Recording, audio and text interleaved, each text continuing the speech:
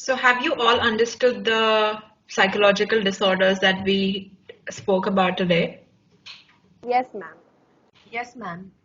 Okay, great. So does anyone have any doubts regarding anything? Yes, Gauri? Ma'am, I had a question. I watched a web series yesterday. So, in that, I want to ask you whether serial killers are born or made. Could you explain me something about it? Okay, that's a great question. But before I answer it, I would like to show you all a video and then we'll go on about it. Okay? It was the year of 2007.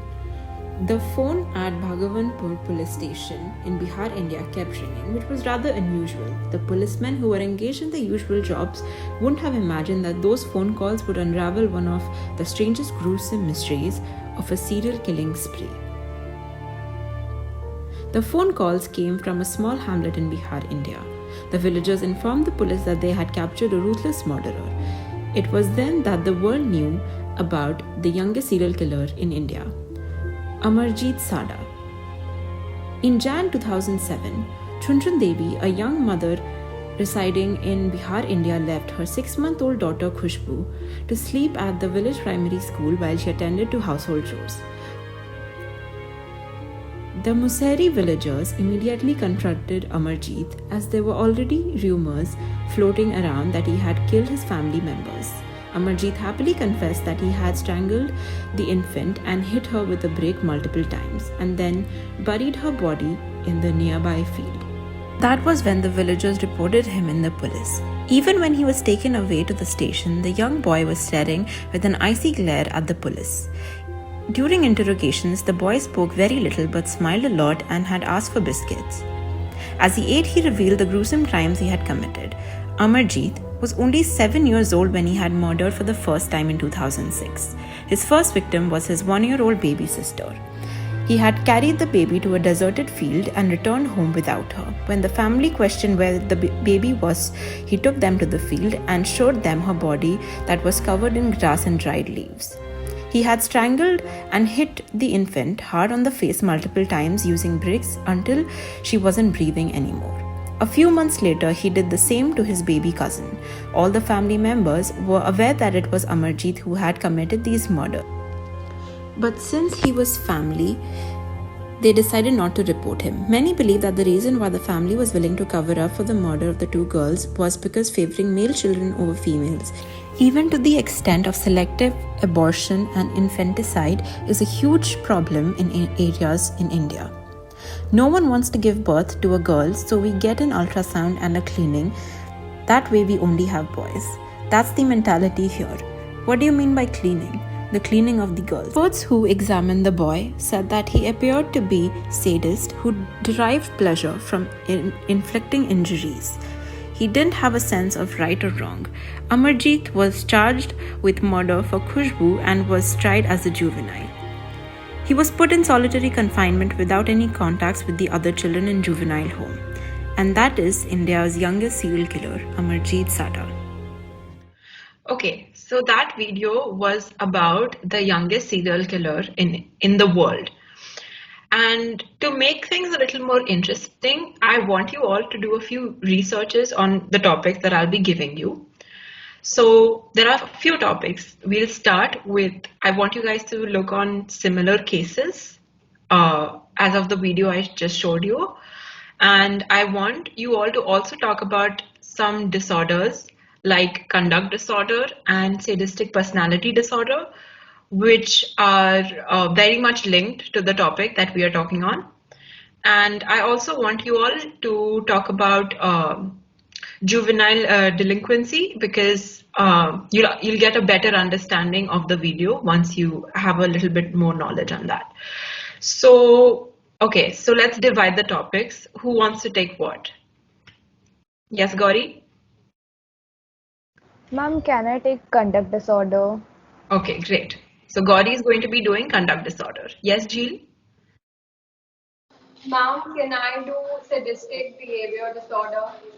Great. So Jill will be doing sadistic personality disorder. What about you, Kavya? Ma'am, can I take similar cases? Yeah, great. Thank you. And Khushi?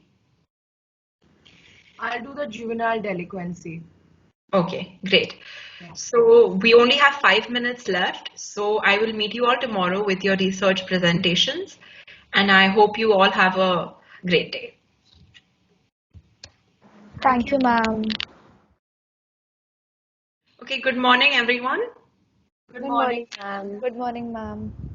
Okay, so have you all done your research work for the respective topics you had chosen? Yes, ma'am.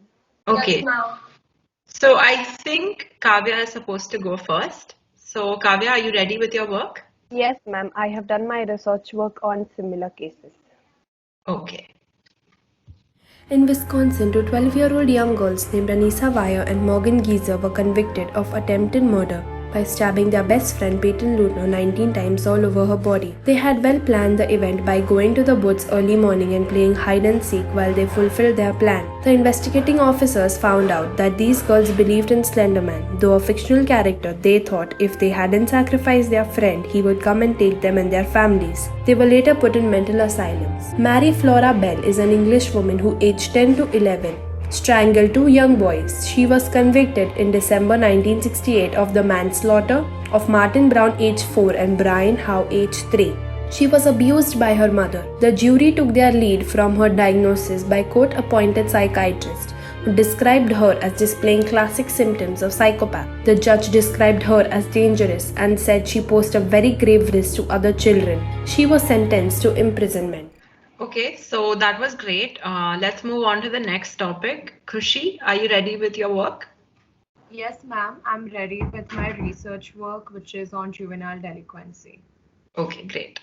Is much more than a story about biology. From the earliest years, relationship with others play a role in shaping how our brain grows and develops. Early relationships where those abuse and neglect have a long-term impact on children. A brain has adapted to survive in a threatening or unpredictable world may not work so well in ordinary environment. Early abusive and neglectful experiences with carers put children at greater risk of experiencing mental health issues, which leads to criminal activities. Research over the past few decades on normal child development and on development of delinquent behavior has shown that individual, social, and community conditions, as well as their interactions, influence behavior. Child delinquents are defined as juveniles between the ages of 7 and 12, inclusive, who have committed a delinquent act according to criminal law. There is general agreement that behavior, including antisocial and delinquent behavior, is the result of a complex interplay of individual, biological, and genetic factors and environmental factors, starting during fetal development and continuing throughout life. Clearly, genes affect biological development, but there is no biological development without environmental input. Thus, both biology and environment influence behavior. It's harder to deal with everyday challenges when you feel unconfident and anxious inside, and harder to build and maintain relationships. Over time, this can mean a child loses friends and the support of adults and so misses out on opportunities to grow and develop. This social thinning can increase the risk of mental health problems in the future. Neuroscience research is beginning to shed new light on how vulnerability unfolds over a child's life. All children need care and stimulation from adults who value them and show attention and love. These experiences shape a child's brain development. Antisocial youth also tend to show cognitive deficits in the areas of executive functions, perception of social clues, and problem-solving processing pattern. Family characteristics such as poor parenting skills, family size, physical abuse, home discord, child maltreatment, and antisocial parents are risk factors linked to juvenile delinquency. Children who tend to be fearless, those who are impulsive, and those who have difficulty delaying gratification are more at risk of delinquent behavior, while the others who are behaviorally inhibited are less at risk. The differentiation of emotions and emotional regulation occurs during the 2-year period from 12 months to 36 months, when the frequency of physical aggression increases sharply and then decreases almost as sharply. Okay, so that was very good. Gauri, can you go next?